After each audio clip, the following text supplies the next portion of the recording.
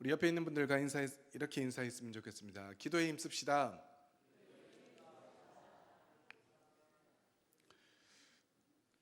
기도에 힘쓰자고 이야기를 했는데 지난주보다 좀 소리가 작은 것 같아요. 다시 한 번 더 지금 큰 소리로 앞뒤로 이제 다시 한번 인사합시다. 기도에 힘씁시다.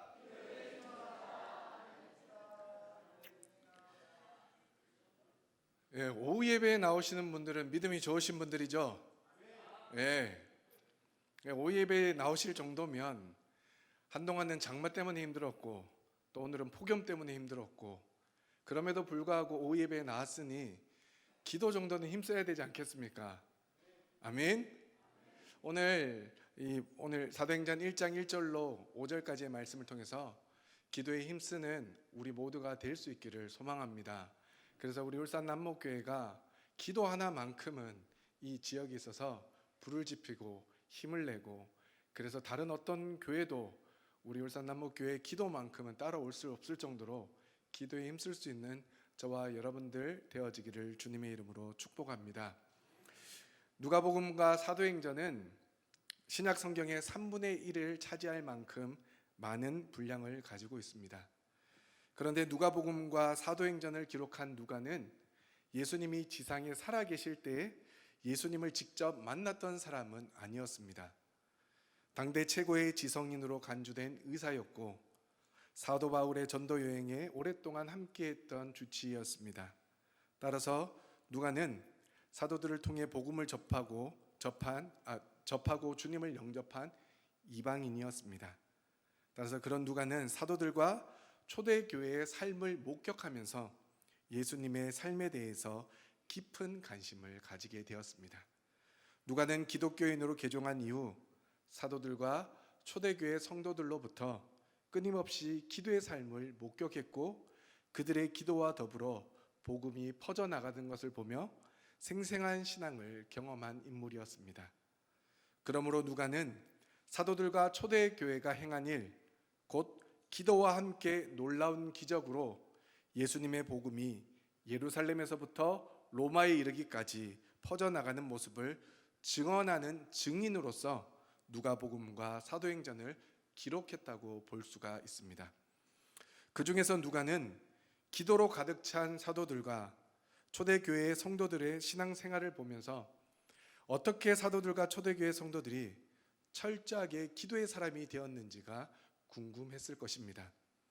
그래서 누가는 예수님과 같이 생활했던 제자들과 목격자들에게 물어 해답을 얻으려 했을 것이고, 그 결과 사도들과 초대교회 성도들이 철저하고 헌신적으로 기도 생활을 할 수 있었던 것은 예수님의 기도 생활로부터 깊은 영향을 받은 것이라 확신할 수 있게 되었습니다. 그래서 누가는 이 놀라운 사실을 분명하게 제시하기 위해 누가복음에서 예수님의 기도 생활을 자세하게 기록하였기에 다른 복음서에서는 찾기 어려운 예수님의 기도 생활에 관한 내용이 누가복음에는 많이 기록되어져 있습니다. 그러니 누가복음에 나타나는 예수님의 모든 삶은 기도의 삶이라 해도 과언이 아니며 예수님의 공생애는 기도로 시작하여 기도로 마쳤다라고 해도 틀린 말이 아닐 것입니다. 그래서 누가도 예수님의 공생애 전체를 기도와 관련하여 기록하였고 다른 복음서들이 언급하지 않는 똑같은 본문을 가지고 있는 병행 구절에서도 예수님의 기도를 생생하게 기록하고 있습니다. 예를 들어보면 예수님은 세례 받으실 때 기도하셨고 한적한 장소에 가서 습관적으로 자주 기도하였다라고 기록하고 있습니다. 또한 위기 상황에서 철야 기도를 하고 난 이후에 12 제자들을 선택하셨고 기도하신 후에 자기 신분에 대해 제자들에게 물어보셨고 기도하시는 중에 영광스러운 변화를 체험하셨습니다. 기도하신 후에 제자들의 요청을 받고 기도에 대해서 가르쳐 주셨고 밤에 감난산에서 자주 기도하셨다 말씀합니다. 그리고 십자가를 지시기 전 겟세마네 동산에서도 습관적으로 기도하였다라고 기록하고 있습니다. 누가가 이와 같이 예수님의 철저하고 한결같은 기도 생활과 기도에 관한 비유의 가르침을 기록한 것은 당시뿐 아니라 오늘날 우리에게도 예수님에게서 기도의 기초를 배워야 한다는 것을 가르쳐 주기 위해서 기록했다라고도 볼 수가 있습니다.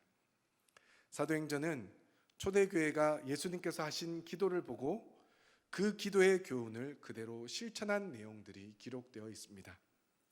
그래서 누가는 자신이 기록한 누가복음에서의 제자들의 모습과 또한 사도행전에서의 제자들의 모습이 완전한 대조를 이루고 있음을 말씀해 주고 있습니다. 누가복음에서는 제자들은 날마다 기도로 사시는 예수님을 생생하게 목격했음에도 전혀 기도하지 않는 모습으로 기록되어 있습니다. 예수님은 제자들에게 바른 기도의 방법도 가르쳐 주셨지만 그들은 여전히 기도하지 않았습니다. 베드로와 다른 제자들은 예수님과 보내는 마지막 날 밤에도 예수님의 통곡하는 기도의 소리를 들었음에도 그들은 기도하지 않았습니다. 이것을 볼 때 제자들의 모습이 얼마나 한심해 보이겠습니까? 예수님의 제자들은 이렇게 기도와 거리가 먼 사람들이었습니다.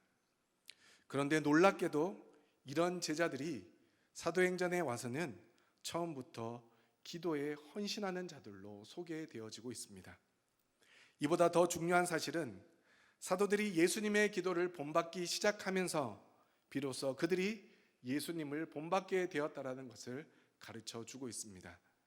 누가복음에서 그들은 예수님을 닮은 모습을 전혀 보여주지 못했지만 그들이 예수님처럼 기도하는 자들이 된 이후에 사도행전에서는 예수님을 닮은 모습으로 등장하고 있습니다.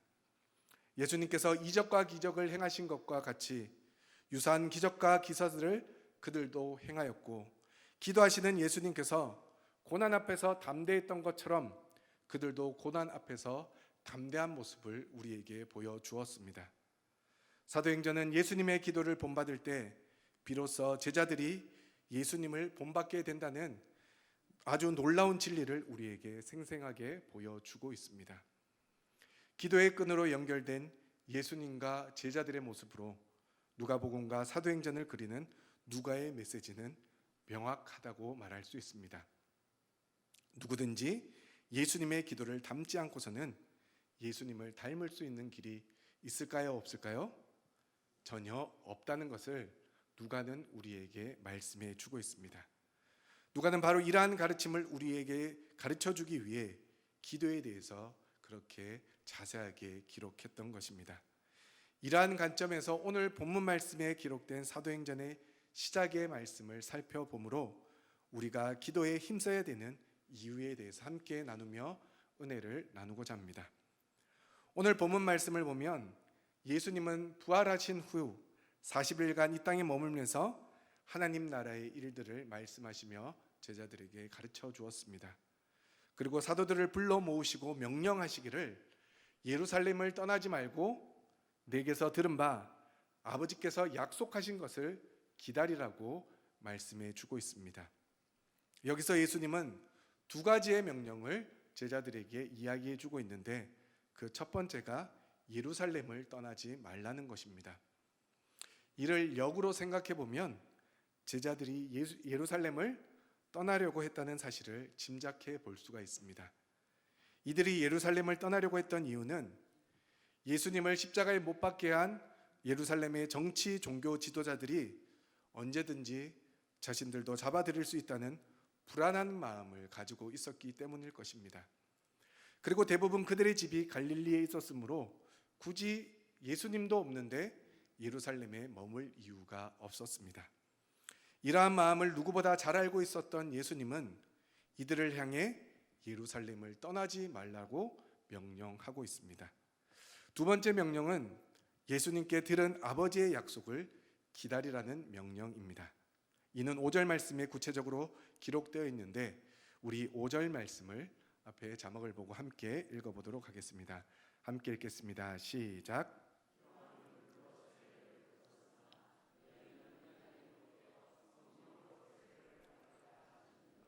아멘.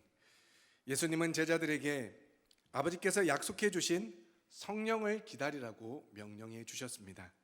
그래서 이들은 본문 다음에 나오는 사도행전 1장 14절 하반절 말씀을 보면 더불어 마음을 같이하여 오로지 기도에 힘썼다라고 말씀해 주고 있습니다. 무엇에 힘썼다고요? 기도에 힘썼다고 말씀해 주고 있습니다. 그런데 우리가 방금 보았던 14절 앞절인 13절 말씀을 보시면 기도에 힘썼던 사람들의 명단이 기록되어 있는데, 앞에 화면을 보시고 13절 말씀도 함께 읽어보도록 하겠습니다. 우리 13절 말씀 자막, 13절 말씀 함께 읽겠습니다. 시작.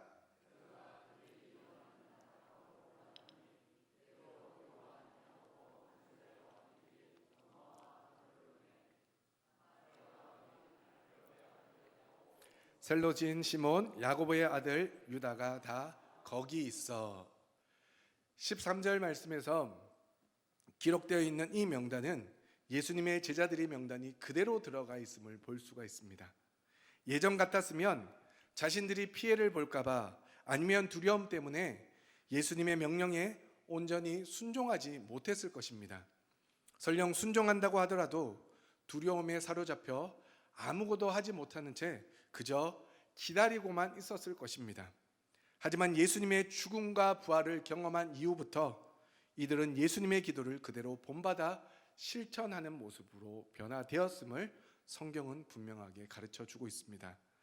예수님의 죽음과 부활을 경험하면서 예수님의 생전에 하셨던 말씀이 이때를 위함인 줄 알고 깨달았고, 예수님이 기도의 모습을 보여주시고 기도를 가르쳐 주시고 기도하라 명령하신 이유를 그제서야 깨닫게 되었다고 볼 수가 있습니다. 그래서 이들은 마음을 같이하여 오로지 기도에 힘썼다라고 말씀해 주고 있습니다. 그렇다면 이들은 무엇을 위해 기도했겠습니까? 성경은 이들의 기도에 대해서 기록하고 있지는 않지만 여러 상황들을 보고 짐작해 보면, 첫째, 예루살렘에 머물기 위해 강하고 담대한 믿음을 구하는 기도, 그리고 종교 지도자들의 위협에서 안전하게 해달라는 기도를 했을 것입니다. 예수 그리스도의 십자가 사건은 예수님의 제자들에게 있어 너무나도 큰 사건이었고 큰 충격이었을 것입니다. 그래서 그들은 예수님을 버리고 다 도망하였고, 예수님의 부활 사건 때에도 두려움에 숨어 지냈다 복음서는 말씀해 주고 있습니다. 그러므로 이들의 간절한 기도에는 예수님의 명령에 의해서 예루살렘에 머물기 위한 자신들의 안전을 위해, 그리고 그것을 지킬 수 있는 믿음을 구하지 않았겠습니까? 그리고 두 번째는 앞서 말씀드렸다시피 이들은 모두 다 예수님께서 십자가를 지실 때에 예수님을 버리고 도망갔던 자들이었습니다. 그래서 늘 예수님께 죄송한 마음을 가지고 살았을 것입니다. 그래서 이들은 간절한 마음으로 자신들의 잘못을 회개했을 것이라 또 짐작해 볼 수 있습니다. 세 번째는 예수님께서 공생의 기간 이들에게 날마다 말씀하셨고, 또한 새로운 계명으로 주셨던 서로 사랑하라는 마음을 품고 사랑하기 위해서 기도했을 것입니다.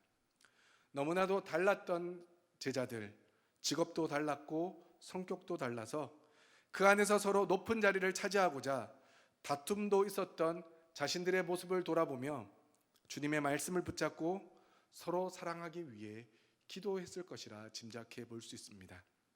그리고 네 번째는 예수님은 승천하시기 전 이들을 향해 하나님의 약속인 성령을 받으라고 명령하셨습니다. 또한 복음서에 보면 예수님께서 승천하시기 전 지상 최후 명령인 만민에게 복음을 전파하라고도 명령하셨습니다. 그렇기 위해서 이들은 자신들을 도우시는 보혜사 성령님의 충만한 은혜를 받기 위해 또한 함께 기도에 힘썼음을 짐작해 볼 수 있습니다. 이들의 이러한 기도는 결국 같은 마음을 품게 하였고 성령의 역사를 경험하는 은혜를 잊게 되었고, 또한 초대교회가 생겨나게 되는 원동력이 되었습니다. 사랑하는 성도 여러분, 예수님은 제자들에게 기도의 모습을 보여주었습니다. 그렇다면 예수님께서 제자들에게 기도의 모습을 보여준 그 이유는 무엇이겠습니까? 세상의 시험과 유혹에서 이기는 습관을 훈련하기 위함일 것입니다. 또한 제자들에게 기도의 습관을 통하여 사명을 감당하도록 훈련하기 위함일 것입니다. 그렇다면 지금 우리는 무엇을 위해 기도하고 있으십니까? 자신의 유익과 만족을 위해 기도하고 있습니까? 물론 자신을 위해서 기도해야만 합니다. 하지만 거기서 멈춰서는 안 됩니다. 기도에 힘쓰므로 하나님이 약속하신 성령의 역사를 경험하기를 간절히 소망합니다. 더 나아가 교회와 구역과 기관 안에서 모든 성도님들이 마음을 모아 하나 될 수 있도록 기도에 힘쓰시기를 바랍니다. 그래서 우리 안에 하나님의 뜻과 계획하심이 온전히 이루어지는 역사를 또한 함께 경험했으면 좋겠습니다. 저는 다시 올해 청소년부의 교역자로 사역을 하고 있습니다. 그 청소년부 선생님들 중에는 제가 예전에 학생으로 가르친 선생님들도 있습니다. 쉽게 말하면 몇 해 전에 학생이었던 친구들이 자라나서 이제 학생들을 가르치는 교사가 되었습니다. 그리고 이번에 수련회를 다녀왔습니다. 그런데 분명 그 친구들이 학생이었을 때는 밤늦게 자라고 아무리 이야기를 하고 혼을 내도 자지 않던 친구들이었고, 아침에 일어나라 혼을 내도 안 일어나던 친구들이 정말 신기하게도 교사가 되고 나니까 알아서 자고 알아서 일어나더라고요. 저는 자고 일어나는 모습에 하나님의 은혜가 있다는 것을 이번에 철저하게 경험했습니다. 불과 몇 해 전입니다. 불과 몇 해 전에 자라고 일어나라고 밥 먹으라고 따라다니며 이야기를 해야만 했던 친구들이 이제는 교사가 되었다고 자라고 말하기 전에 자고 일어나라고 말하기 전에 일어나고 무엇을 하라고 말하기 전에 아이들을 돌보고 위해서 기도해 주는 모습을 보면서 그동안 우리가 뿌렸던 기도의 열매는, 기도의 씨앗은 헛된 것이 아님을 직접 목격하게 되었습니다. 그리고 그 친구들이 교사가 되어서 기도하지 못하는 친구들을 향해서 찾아가 두 손을 잡고 기도해 주고 그 아이들을 돌보는 모습을 보면서 속으로 많이 웃었습니다. 불과 몇 해 전에 자신들이 그러했는데 이제는 교사라는 이름 때문인지는 모르겠지만 자신들이 아이들보다 한 걸음 더 나가서 헌신하고 아이들을 향해서 두 손을 내밀고 기도해주고 아이들과 함께 찬양하는 모습을 보면서 참 많이 성장했다라는 모습을 지켜보았습니다. 이번에 저희 청소년부에서 수련회를 준비했는데 참 교육부에서 어떻게 진행되어지고 있는 건지 3개의 학교에서 여름방학이 없었습니다. 성명공사 때문에 여름방학이 없이 지금 3개의 학교가 지금도 학기 중에 있습니다. 벌써 2학기가 시작한 학교가 3개의 학교가 있습니다. 그러니 그 학교를 다니는 친구들이 학교 등교 때문에 수련회를 가지 못하게 되었습니다. 그래서 저희는 어쩔 수 없이 짧은 시간 수련회를 다녀와야만 했습니다. 참 걱정도 많이 됐고 신경도 많이 쓰였습니다. 짧은 시간 동안 아이들이 무엇을 할 수 있을까? 그런데 아이들이 그 짧은 시간 변화되어지는 모습이 참 감사하게 많이 나타내 보여주시더라고요. 제가 할 수 있는 일은 아이들과 함께 예배 드릴 수도 없었습니다. 저희가 늦게 가서 분명 이불을 대여를 했는데 미리 온 교회들이 그 이불 다 가지고 갔다 그래서 아이들 또 덮여주려고 가까운 마트로 가서 이불을 사오고 저희가 할 수 있는 것이 아무것도 없었습니다. 그런데 돌아오는 차 안에서 아이들의 입술에서 너희들이 이제는 청소년부고 너희들이 예배의 주인이 되었으면 좋겠다라는 이야기를 전해주었는데 한 친구가 그럼 목사님 제가 찬양 인도를 해보겠습니다. 네가 하면 내가 싱어를 해줄게. 자기들끼리 북치고 장구를 치더라고요. 그리고 제가 그러면 진짜로 그렇게 해보자 그러니 그때부터 겁이 났던 모양입니다. 안 하면 안 될까요? 아이들의 모습은 그렇게 순식간에 바뀌어집니다. 그런데 남목에 도착해서 차에서 내리고 한 친구가 그렇게 이야기를 하더라고요. 목사님 저녁까지 기도해보고 생각해보고 대답을 해주겠습니다. 그리고 저녁에 연락이 왔습니다. 목사님 새롭게 시작하는 것이 도전히 어렵지만 그래도 시작해보면 되지 않을까요? 목사님 다음 주부터 시작하겠습니다. 자기들 마음대로 시작하겠답니다. 제가 볼 땐 한 달 동안 연습해도 시작할지 말지인데 자기들이 하겠답니다. 저희가 해줄 수 있었던 건 그저 아이들의 손을 잡고 기도했던 것, 그리고 함께하지 못하는 선생님들이, 그리고 성도님들이 이 자리에서 기도해 주는 것밖에 없었는데 아이들의 모습이 변화되어지더라고요. 그리고 얼마 전 신방을 갔더니 한 권사님이 이야기를 하십니다. 우리 손자가 아동부 성경학교를 갔다 오더니 입에서 찬양을 달고 산대요. 우리 교회 학교 아이들이 변하고 있습니다. 할렐루야. 저도 목사로 사역을 하고 있고 저희 아내도 전도사로 사역하다 보니 저희 아들이 이번에 성경학교와 수련회를 준비하면서 갈 데가 없었습니다. 그래서 교회에서 살았습니다. 그랬더니 저희 둘째 아들이 아동부에 가서 율동을 하고 있고요. 새싹부인데 월반을 했습니다. 율동을 하고 있고, 저희 아내는 어제 갔다 왔더니 필리핀 그 의료 선교에 초등학생 가면 안 되냐고 저희 딸을 보내겠답니다. 그래서 거기 가면 계속 일만 해야 돼서 안 된다고 목사인 제가 거절을 했습니다. 우리 안에서 굉장히 놀라운 일들이 많이 일어나고 있습니다. 그런데 우리는 그러한 일들을 때로는 아주 쉽게 지나쳐 버릴 때가 많이 있습니다. 그런데 우리가 정말로 중요한 것은 우리가 진정으로 기도에 힘썼다면 하나님은 역사하신다는 것입니다.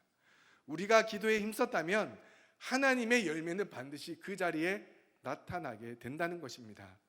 오늘 제가 뒤에서 앉아서 손소호 집사님이 기도하는 이야기를 듣는데 얼마나 힘이 되든지요. 손소호 집사님이 뭐라고 기도했는지 아십니까?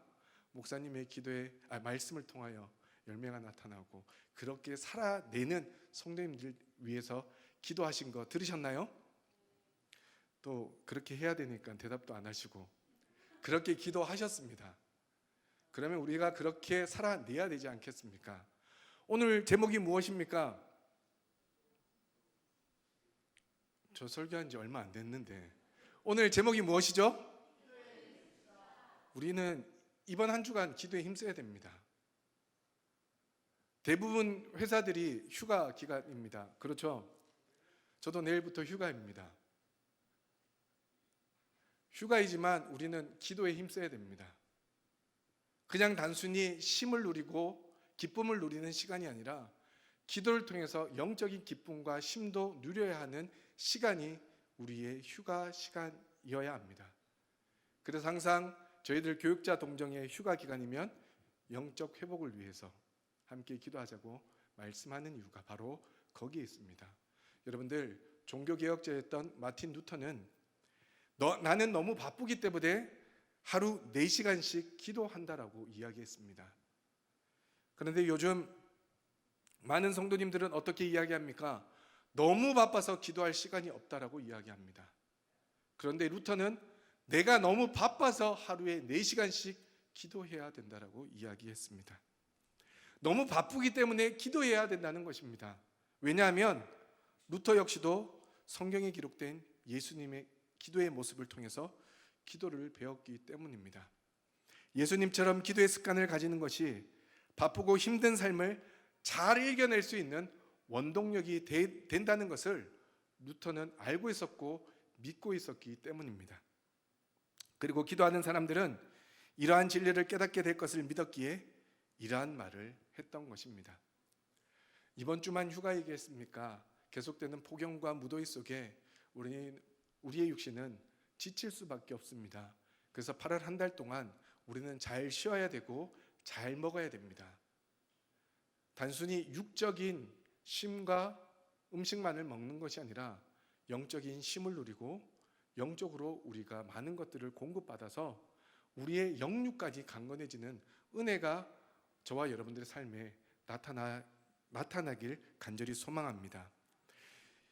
예수님을 닮아 기도에 힘쓰므로 영적인 쉼과 기쁨을 누리시길 소망합니다. 예수님이 어떤 상황 속에도 기도에 힘쓰므로 하나님의 능력을 나타냈고 은혜를 드러냈던 것처럼 우리의 기도에도 하나님의 능력과 은혜가 온전히 나타나고 드러나기를 소망합니다. 이러한 진리를 기억하셔서 오직 기도하는 일에 힘쓰는 성도님들 되시길 소망합니다. 그리고 이제 교회학교 수련회 가운데 청년부 수련회만 남았습니다. 이제 2주 정도 남아 있는데 우리 성도님들 청년부 수련회를 위해서 더욱더 열심히 기도해 주시기 바랍니다. 일상 거룩이라는 주제로 이번 수련회를 준비하고 있습니다. 그렇다고 저는 제가 청년부를 맡은 교육자는 아닙니다. 지금 청년부는 지금 교육관에서 예배를 드리고 있습니다. 우리가 할 것은 저 젊은 청년들을 위해서 저들이 온전히 바로 서서 우리 울산 남북교회를 이끌어갈 수 있도록, 그리고 하나님 나라를 확장해 나갈 수 있도록 하나님의 귀한 일꾼으로 세워지기를 기도해야 되지 않겠습니까? 저들에게 미래가 있습니다. 저들에게 소망이 있습니다. 그러니 우리는 예수님이 기도하셨던 것처럼, 그리고 사도행전에 기록되어 있는 예수님의 모습을 본받고 사도들이 오로지 기도함으로 성령의 능력을 경험했던 것처럼 이 자리에 계신 우리 성도님들이 기도에 힘쓰므로 다음 세대를 위해 기도해 주심으로 우리 교회가 살고 이 지역 주민들이 살고, 그래서 하나님 나라가 더욱더 확장되어지는 놀라운 역사의 주인공 되시기를 소망합니다. 그래서 우리 울산 남목교회가 이 지역의 구원의 방주로서 하나님의 귀한 일꾼들이 모여드는 수많은 주의 택한 백성들이 살아나는 귀하고 복된 교회가 되어지길 주님의 이름으로 축원합니다.